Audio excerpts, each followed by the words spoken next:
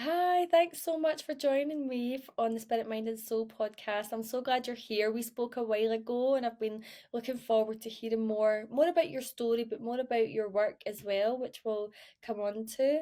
So, yeah, I would love to know more about you, Eliana, before we get into the challenging times in your life. What was life like for you going back? So, first of all, hi, Karen, and thank you so much for having me here. It is such a pleasure to be able to come to you and your wonderful audience and share my life story. So, my life, how was my life before everything changed? Oh, I could describe it with just by saying that it was 200 miles an hour, and I loved it. I loved it because I thought this is what life really is. You know, Mm-hmm. you work in the city of London, you have this crazy job where you do crazy hours, where you're always on the move, travel all over the world. And then on top of that, you train as well in martial arts. So you're Mm-hmm. a tough cookie Yeah. and you compete. And I was mesmerized by this world of always being the best, you know, where I thought, yes, I've made it. I'm Mm-hmm. conquering the world. Here I am. And Finally, people can look up to me. what was your work? What were you doing back then? So I worked in telecommunications for most of my life, for about 20 years, of which 15 were spent in the financial services in the City of London. So my clients obviously were the major banks, the major stock exchanges. And so they were really tough cookies, right? Mm-hmm. And very demanding. My days will start on my BlackBerry smartphones at 7:30 in the morning. Sometimes it wouldn't end before 10 o'clock when I'll still be sending mails. Yeah. And sometimes I'll get the odd calls at 1, 2, 3 o'clock in the morning because the Asia market had dropped, our connection had dropped to Tokyo or such things. And so I was always on the move. I wasn't getting a lot of sleep, but I felt that it was all okay. It was all part of the game, it was all part of the Mm-hmm. program. And somehow I was living with this sort of euphoria on the surface that, yes, that's the right thing to do. This is how you build a life for yourself, you make money. I have arrived, you know? Yeah. And on the surface, it looked beautiful. I knew many of my friends were saying, I wish I had what you have, a property, in London, in a beautiful area of London, a great job that pays you really well, plenty of friends, to go out Mm-hmm. during the weekend. You're super fit because I was super fit. I was an athlete, Yeah. right? So I was very muscular at the time. So everyone was saying, wow, you're really fit. You must be Yeah. really into fitness. So all of that was giving me some sort of euphoric boost every day because I thought, Mm-hmm. well, they say that, so it must be that. Yeah. And did you really feel that? Because to the outside it looked like you had it all. Did you feel you had it all at that time? Um, I didn't really sort of stop to think very much because I was feeling that every time I was stopping to think, that was it. I was gone. I was gone Yeah. in another dimension, in another world, and I couldn't allow myself to think or even feel too much. Mm-hmm. But then when everything came crumbling down years later, I had to retrace my steps and understand exactly how that happened.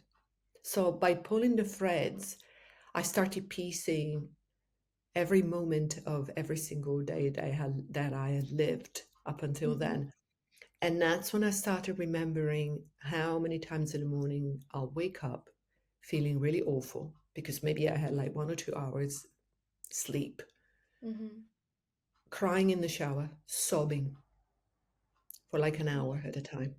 Then going back to the kitchen, make my breakfast, walk the dog, and then splash my face with water. Yeah. Put on some lovely makeup. Put on some of the expensive clothes that I just bought in the West End the day before, and off I went to work, Mhm. up a really putting on a really happy face. Mhm. And so there's always something that I remember about my life as it was, that I was forced to really look Yeah. happy, to look like I didn't have a care in the world, to look like I was the portrait of happiness. Yeah. But I was far from it, because it was all this perception of having to be someone that I really didn't want to be, because I didn't want to Yeah. work there. I didn't want to have that life, but I couldn't think of any other way to live at that point, because I had never found myself. It Yeah. was all the pressure of having to conform to please everyone else around me, including my Mhm. parents. That's exactly what we do, isn't it? We're told that we need to pick a career or pick a life path, and so we often aren't really listening to what's in here. We're just picking something that we think, oh, I could do that, and I'll be good at that, and we throw ourselves into that, and we tick all the societal boxes, and then I feel like what you've just described, it's like your body starts screaming out at you that something's not right here, something's we was talking about being out of alignment before when we spoke, and I think that's exactly what it is. And your body will tell you when you're not in alignment with who you really are, your core values. And my body told me, oh, so many Yeah. times, Yep. that the number of times that I remember having headaches or migraines and me popping pills to Mhm. take the pain away. Sometimes I'll pop a pill just 30 minutes before started training at night in martial arts. So during the training drills, I wouldn't have to feel that pounding head, that Mhm. you have when your headache is there, really chewing your concentration, you sort of throbbing in your neck, in your veins. I mean, it was a horrible feeling, but I was doing everything really to shut it down, everything Yeah. to make it go away. So as well as insomnia, I had obviously mood swings, day in and day out. But the one thing I remember distinctively is overeating, binge eating, because everyone was saying, well, you're always on the move, you're doing a lot of sport, of course you need to make sure that you eat well, that you Mhm. eat all the time. And yes, I was eating all the time, but I was eating a lot of rubbish food, comfort food. I Mhm. wasn't eating well at all, and I was drinking as well heavily. So Yeah. it was it was that snowball effect, where at some point something will happen. There will be an ultimate trigger that will wake you up. But at the moment, it's so far removed from your sight, from Mhm. your vision, that you think, well, I'm okay now. So, Yeah. and that's really how you feel when you don't want to look at reality for what it really is, right? Yeah. When you Mhm. live an illusion and you think, this is it, this is really what life is all about. You Mhm. never think something bad is going to happen to you until it happens. Mhm. Yeah. And your body, if you're not listening, I think it will whisper to you that something's not right here, and then it will begin to scream. And I guess, would you say that's what happened to you? What then, I know that things got really dark for you, so can you take us there, and what led into that really dark time in your life? So this was December 21st, 2012. Mm. Mm. So it was a few days before Christmas, a few days before my birthday, because I was born on Christmas Day. Oh. And my mum was visiting from Italy, as she usually does. for the Christmas holidays. And all of a sudden, my right armpit started swelling up. My right arm started swelling up. And I thought, okay, what is going on here? I developed a high fever and I couldn't really leave the house for the rest of the week. So we spent Christmas inside a house, basically. And then I went to see the doctor, and the doctor said, oh, it's a bacterial infection. Don't worry. We'll give you some antibiotics and you'll be fine in the next 2 to 3 weeks, which I was because the swelling went down, Mm-hmm. but I still couldn't move my arm, right? So my arm was pretty much paralyzed from the shoulder down. Wow. So my mum was helping me to do the house chores, to do things. And luckily for me, at that time, I was partially working from home and partially going to the office. So the company had allowed me time to sort of adjust, and it didn't need me to come to the city office. But still, I was in a great pain, and it got progressively worse. And that's when I went to see the doctor again, and I said, hold on, something is wrong. So they did more tests, and this is where they found the problem. They said you had a blood clot in the vein under your collarbone, which is known as a subclavian DVT for anyone that wants to go look for it. Mm-hmm. And I, what? How could this have happened to me? I'm an athlete, I'm on the move all the time. How on earth could this have happened to me? That's when the world came down on me like a pile of bricks. I Mm-hmm. just couldn't believe my ears. And honestly, when I was there listening to the specialist in that room, I felt like I almost had an out of body experience thinking, this isn't me. I'm surely I'm dreaming or I'm watching a movie, Mm-hmm. like a horror movie. And so basically, they couldn't make heads or tails of that. They said it's due to the compression of your first rib with your collarbone. We don't know how it happened. They went through their checklist. Have you done this? Have you done any rock climbing? Have you been fixing a light bulb one too many times because that is known to cause a compression? And I said, no, no, no. So we went through the entire checklist. That really didn't give me any answers. And I was getting more frustrated, and the pain was getting worse because it wasn't just the fact that I couldn't use the arm, it was the pain, Mm-hmm. the intense discomfort. I couldn't even sleep at night, I couldn't even rest. And so I eventually got signed off from work because I was severely depressed. I couldn't move. My doctor here was drafting papers to sign me off as permanently disabled to get help, right? Which for me was another label that didn't stick because I'm thinking, wow, here I am. One day I am perfectly independent, and then the next day I have to depend on pretty much everyone to help Yeah. me.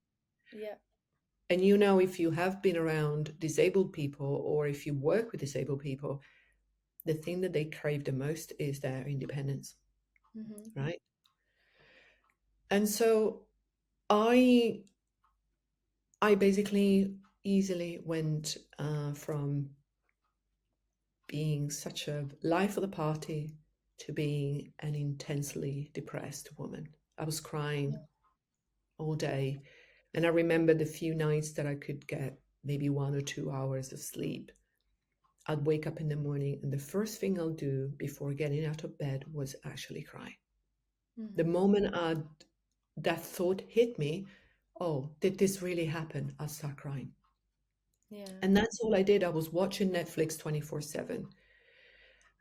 I was binge eating, thinking that one thing had nothing to do with the other, nothing to do with my digestive system, nothing to do with my emotional and physical well being.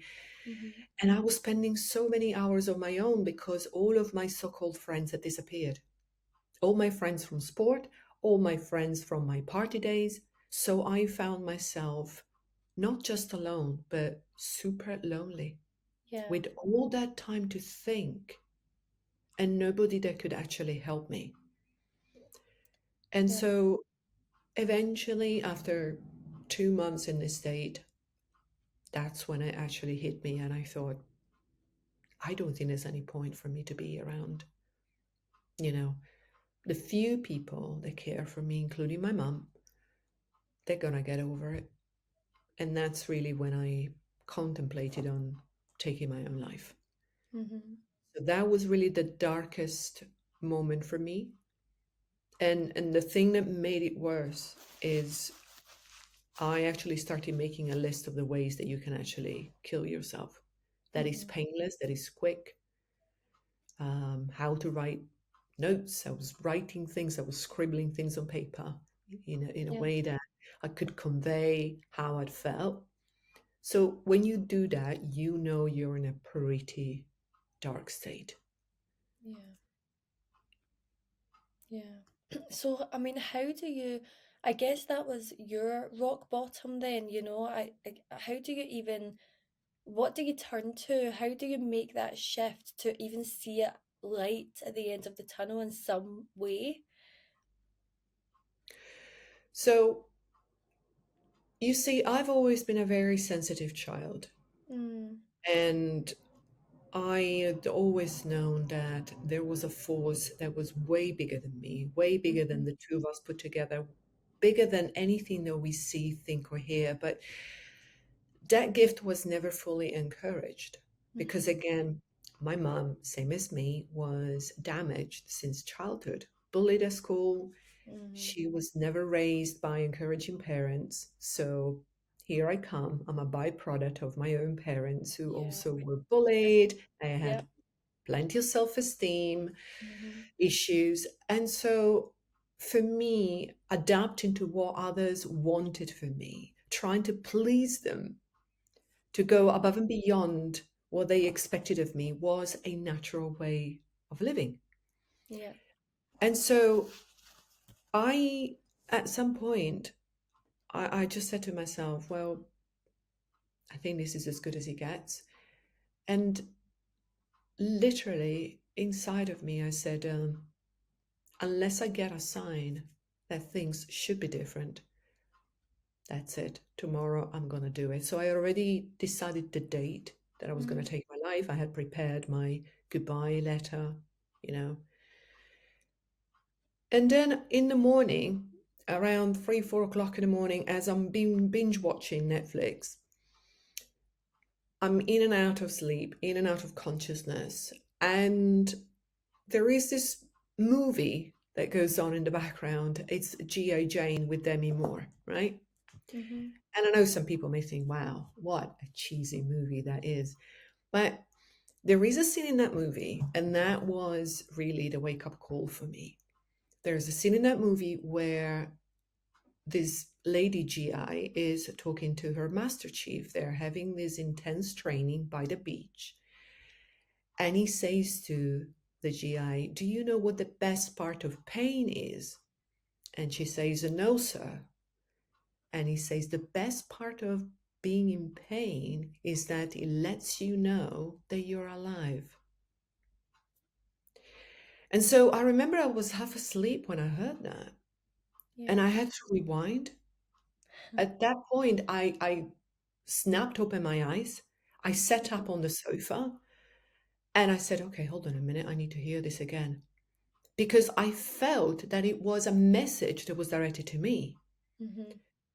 And so I thought, okay, what is going on here? So I replayed that part of the movie and I thought, well, that's exactly what is happening here to me. Maybe this is a sign, maybe not. Worst case scenario, I can always go back to plan B, which is disappear tomorrow for good. Mm. And then the next morning, I speak to a very good friend of mine with whom I've done a lot of work because he's a Chinese medicine herbalist. And we've done a lot of work to improve the digestive system, to um, work on the blood. But basically, he said, I don't think I can actually help you with the problem that you have with the DVT. I cannot help you with the compression. This is, you need to move beyond what you know as Mhm. being health, right? As Yeah. being health understood in the traditional way. Mhm. And so you need to move to the space of energy healing. And at that point, I thought in my head, F you. What on F are you talking about? That was my reaction. Mm-hmm. So he sent me a few videos on YouTube by some energy healers. And I thought, okay, whatever. You know, when someone says something like this to you that you think is completely out there, it makes absolutely no sense. And you think, here I am screaming for help. Mm-hmm. And this is all you're telling me? Yeah, and And you, bear you in didn't. mind, Can I assume you didn't have any belief in anything? Because you said earlier you believed in a sort of higher force, but it wasn't anything when it comes to alternative medicines or healings. You didn't have any belief. No. absolutely not. At that time, I was so black and white that I would have said to you, don't even come and tell me that there are shades of gray or Mm-hmm. hues of this color or that color, because you know where you can go? I would have been that direct. Mm-hmm. And I would have been that honest because I didn't believe in anything. Because that light of mine, that light of my heart, that voice of my heart had been squashed down so much, had been dimmed so much over the last decades that I possibly couldn't believe in a force bigger. I knew it was there. Yeah. Subconsciously, I know it was within me. But at that point, I was believing that basically what you see is what you get. Yeah, and we're programmed to believe that there's just one way that is, if there's something wrong with your body or your mind, here's your fix. This is the way that we do it. We're not taught. Obviously now, I think more and more we're seeing alternative healing modalities and ways that we can tune in and work, self-healing, I guess. But we're not. It's not what we're taught. We're deeply programmed to believe that there's a certain path that you need to go down. And also it's the fact that you're surrounded by people who like you because it's all Yeah, about synchronicities and the law of yeah, attraction, right? yeah, So you're surrounded by people who don't believe in that either and would yeah, reinforce constantly the belief that you're just cuckoo, you're making stuff up, you know. It's all woo-woo stuff. Makes no sense. So at that point when he told me that, I thought, well, okay, why not? mm-hmm, I'm going to make him happy because it was a good friend at the end of the day. He really wanted to help. So I started doing some research. And then for the fun of it, I typed the name of these healers and then London. And what do you know? 4 days later, there's a weekend course in Hammersmith, which is just around the corner from where I live in West London. And I'm thinking, oh, what a coincidence. Because at that time, I believed in nothing but coincidences, good luck or bad luck. mm-hmm, So everyone was saying to me, you're so unlucky because you got so ill. Sorry, tough girl. So that's how I saw my life at the time. And so I attended the course. I met some wonderful healers, some of whom have become my best friends for life, right? Mentors. And I left the course thinking, this is just a load of BS, right? And again, white is white, black is black. And then come to Monday morning, I was again in so much pain. And I thought, well, why not? Let's try some of these methods. Maybe something will work. And again, plan B is all set up.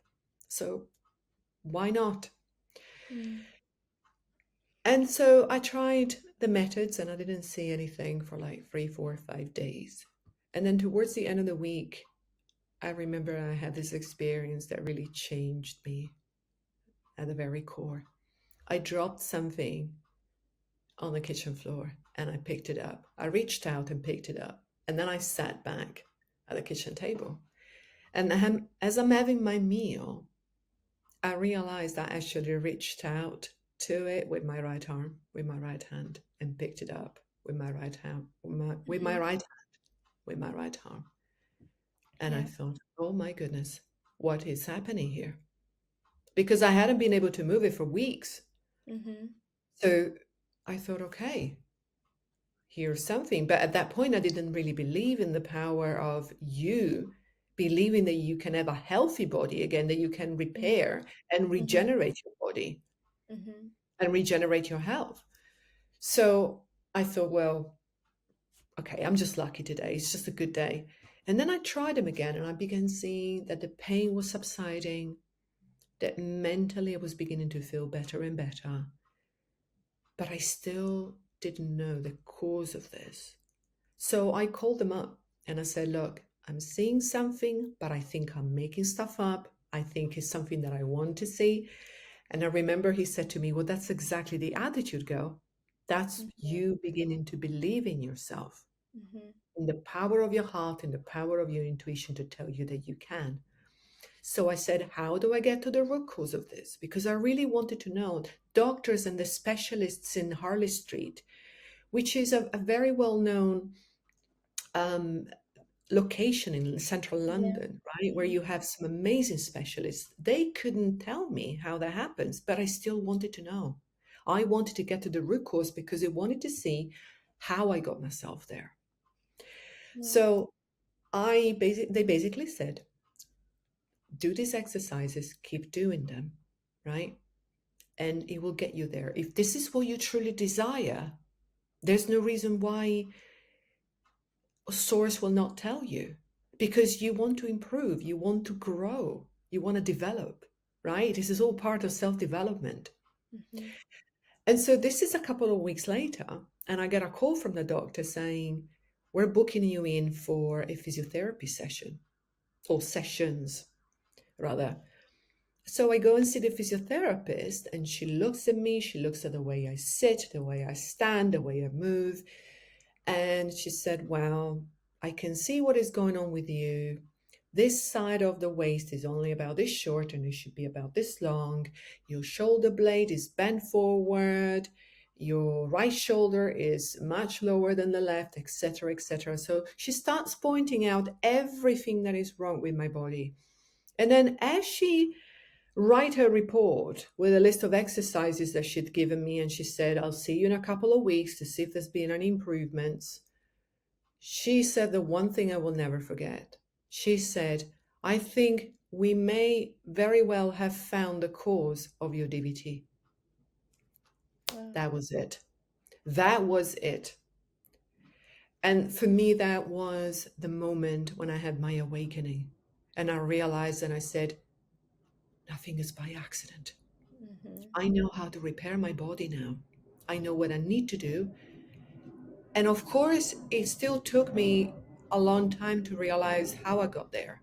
Mhm. Because at the end, it was stuck emotions, stuck beliefs, stuck emotional and physical patterns as well. Mhm. Because the physical patterns, in the end, they just reflect your emotional well being or Yeah. lack of, in my case.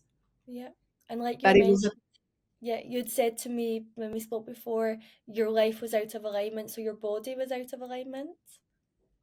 completely, completely, but I needed to feel it and see it for myself. Yeah. And you know, when you have that realization for yourself, Mhm. this is truly self development at its Yeah. finest, Very isn't it? powerful. Yeah. When you get that moment when you think, yes, I got it, that aha moment, that light bulb on your head, Mhm. that sense of feeling, whoa, this feels really great. Yeah. Because yes, it was going to be a long journey. No kidding, because then I had to do my exercises. I completely changed my food regime. You know, my diet changed completely. I began integrating meditation as well, which I had never done. I didn't know what meditation was. Who's got time for that? No, I was in that world. Mhm. So I began going from 200 miles an hour to only 60. And I actually found that going at 60 miles an hour, I am perfectly fine. And I'm still traveling at 50, 60 miles an hour every day. I just posted something on social media the other day on Facebook, and I said, that's what I said in my post. I said, I'm going from 100 to 60 miles an hour, and I'm absolutely fine. Thank you very much.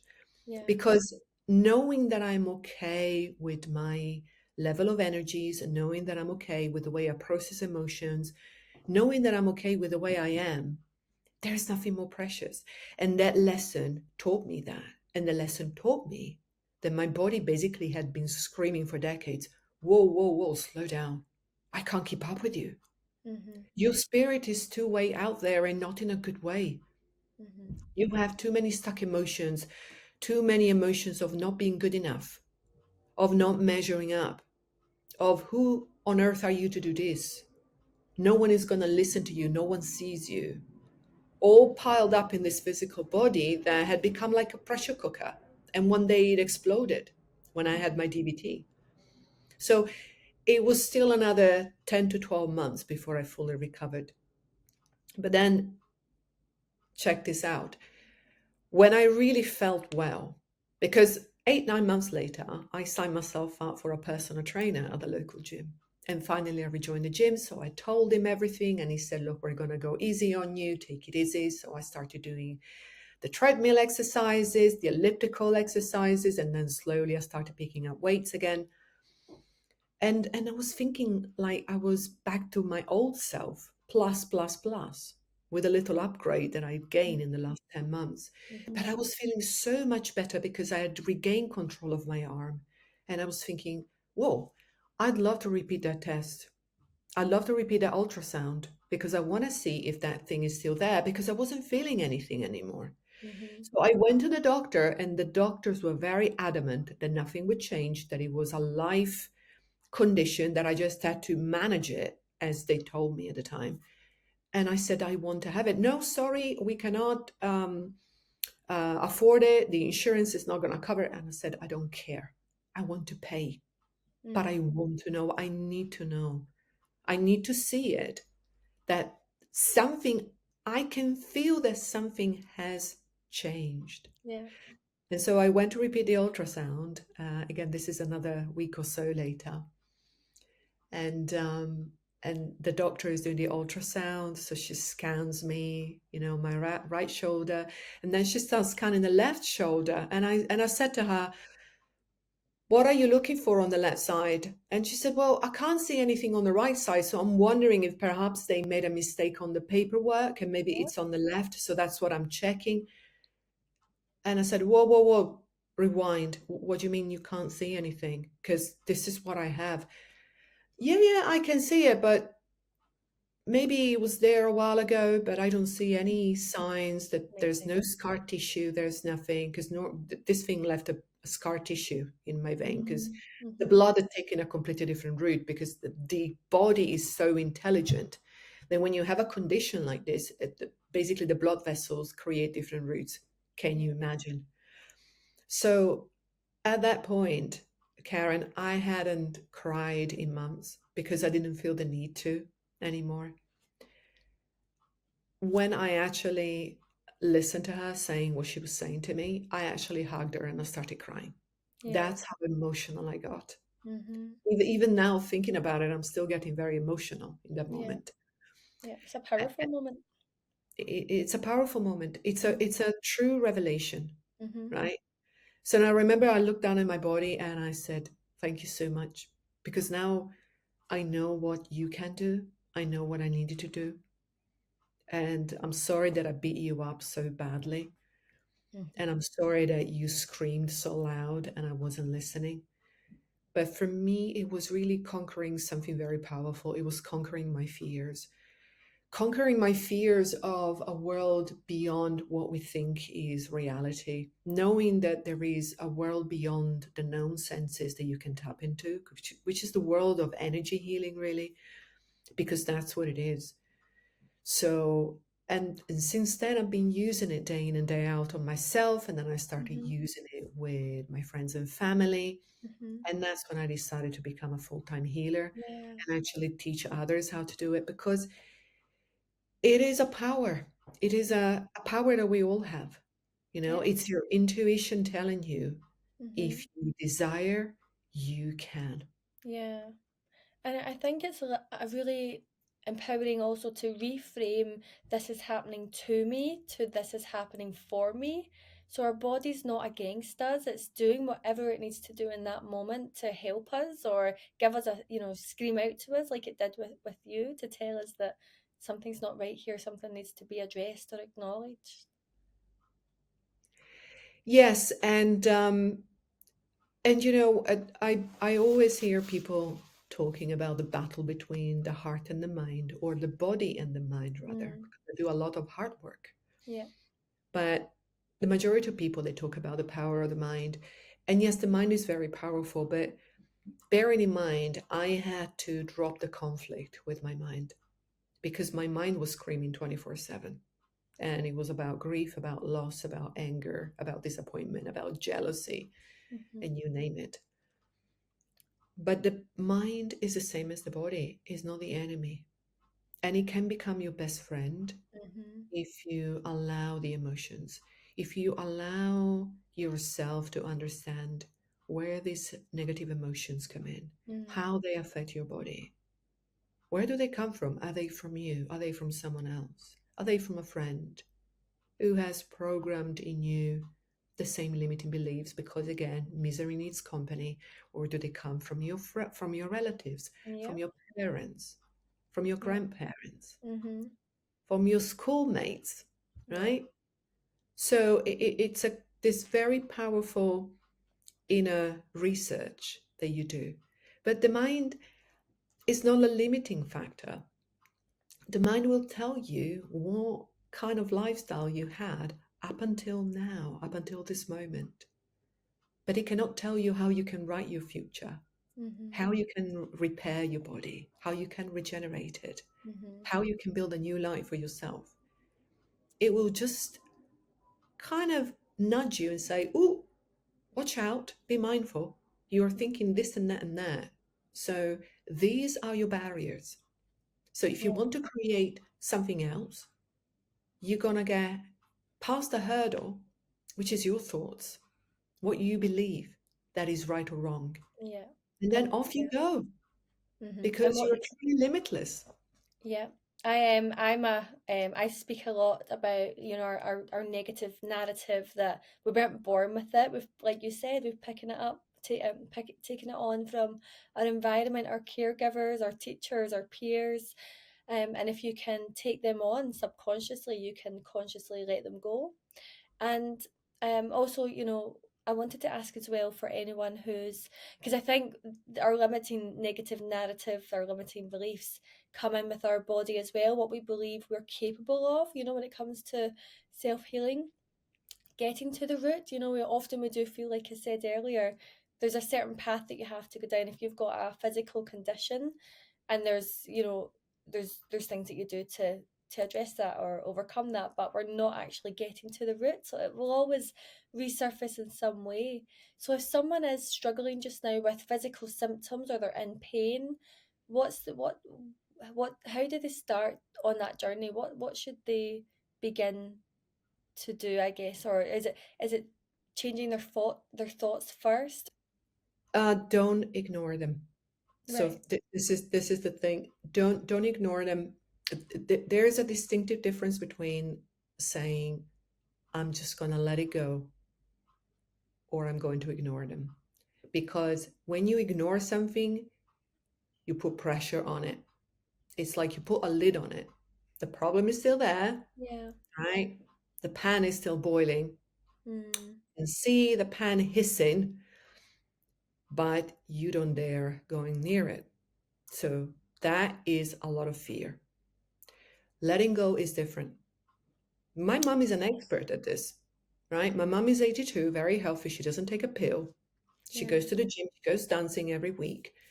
Whenever she has a physical ailment, it doesn't last very long because she says it will pass. I just have to tune into my body, slow down, listen to it, Mm. but it will pass. She's in that inner knowing. But the way to develop the inner knowing is by listening, going towards the body, not Mhm. away from it.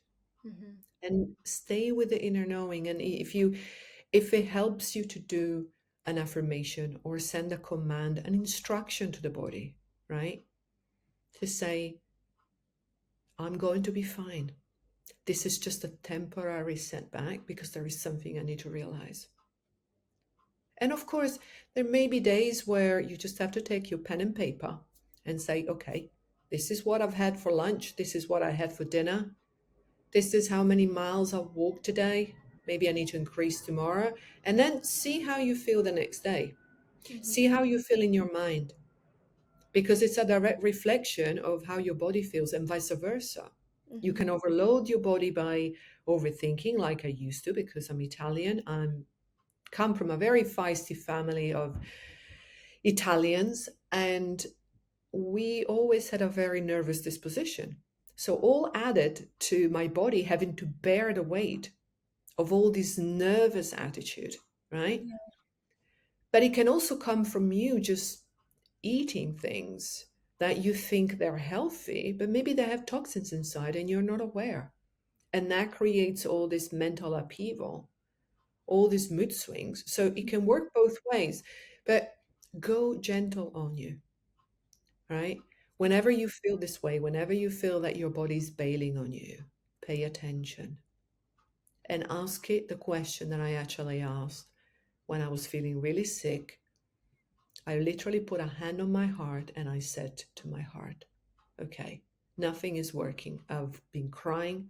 I haven't been sleeping. I want to take my own life. I've been thinking really hard why this happened to me. How did it happen? How did it come about? Nothing is working. So I just asked one question. What do you need? And stay there, listen.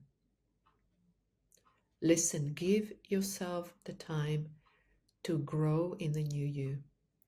Give yourself the time for your body to catch up and say, this is what I need.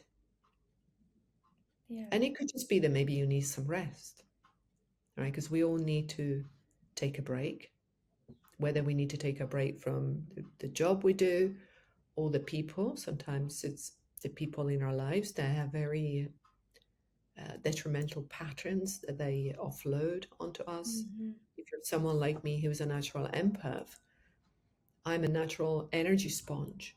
So I tend to pick up on people's emotions and people's energies a lot. Not now because I've done a lot of training, but I used to, which obviously aggravated my physical and emotional condition even more so.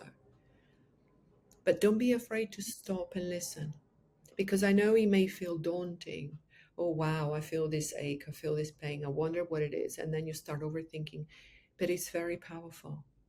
Because if you come from a space where you say, I am listening to you now, I'm ready to listen, you transmute the negativity, that fear that sits around your feeling of not wanting to be there, the wanting to be out of body because you're in pain or you have this discomfort around you.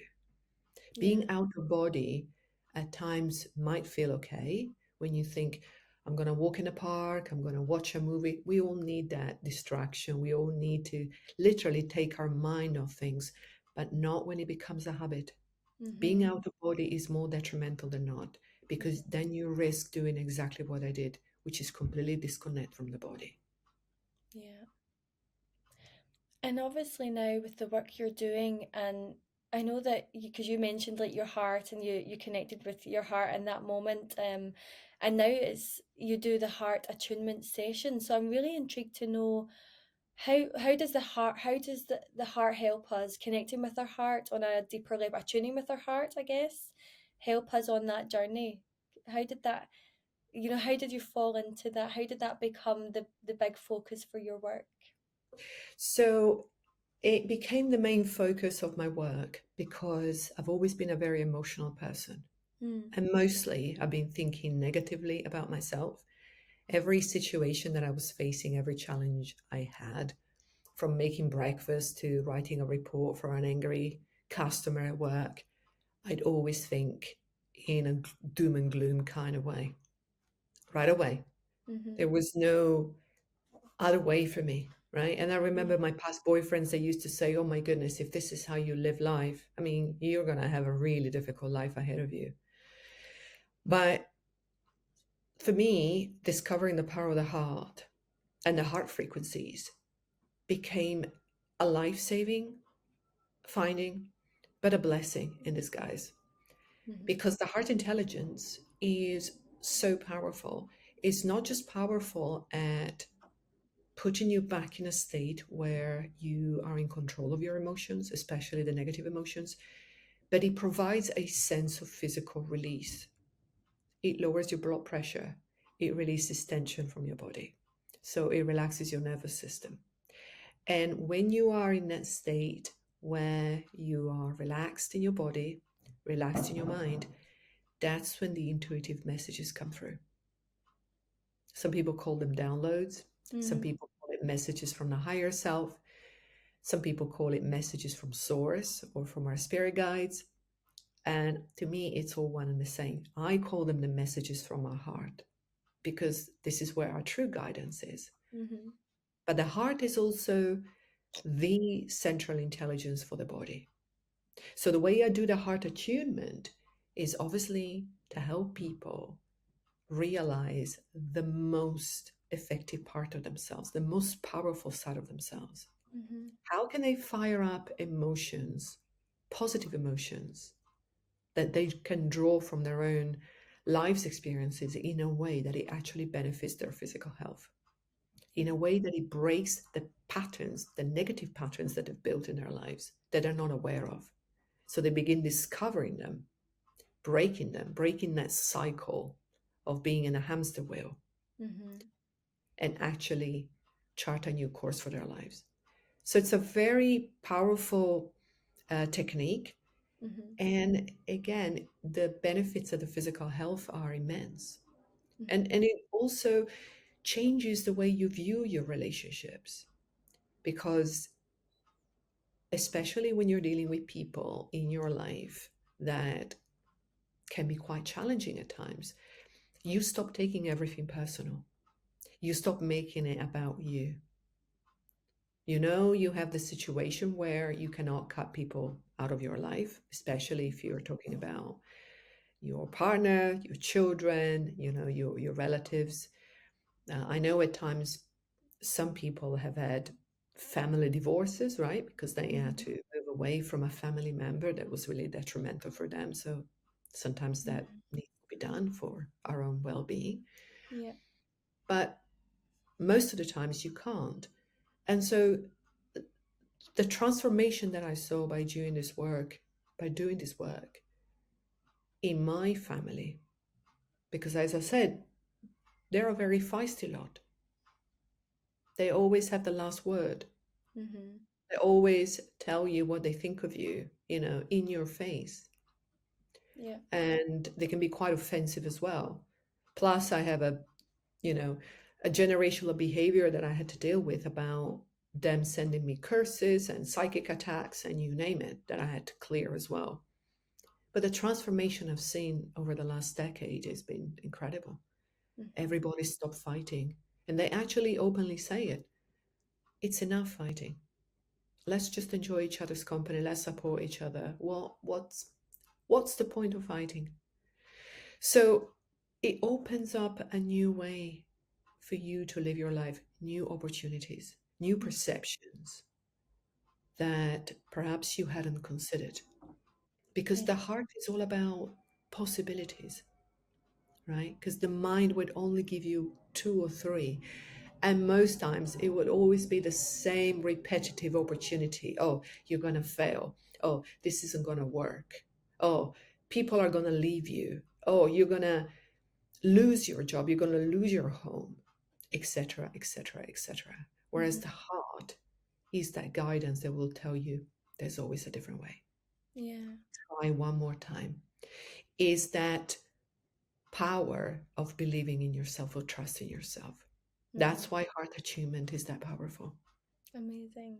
And where do they tend to be at when they come to you? So if anyone's thinking, actually that sounds like just what I need, or they're resonating with what you're saying, where do you normally find people are at when they come to you and they have their heart attunement sessions? Usually they're very sensitive people. I love that word because Mm-hmm. in, in our modern, you know, Yeah. way of thinking, Yeah.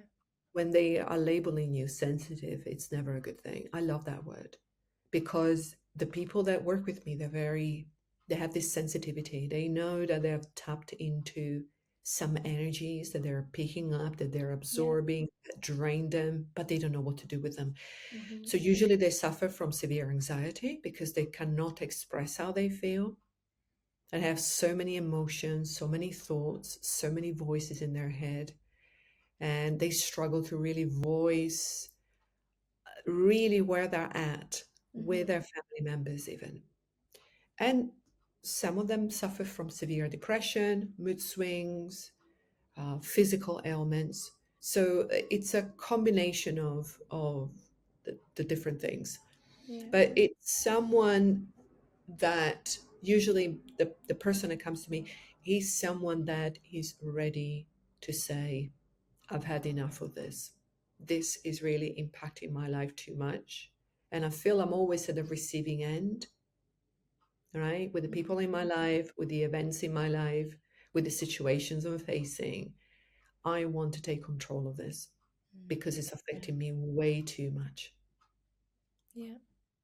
Thank you so much for everything you've shared. I think there's lots of little nuggets that you've shared as well that I think people can take away and apply it to their own life. So thank you for sharing and for being so open as well with your own journey.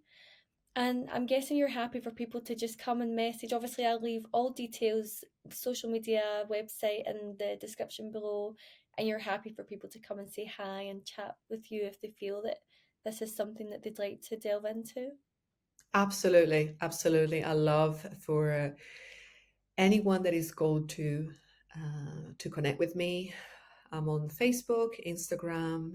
I started connecting also on LinkedIn recently, and yeah, come say hi. Yeah, amazing. Thanks so much. Thank you so much for sharing everything. Thank you.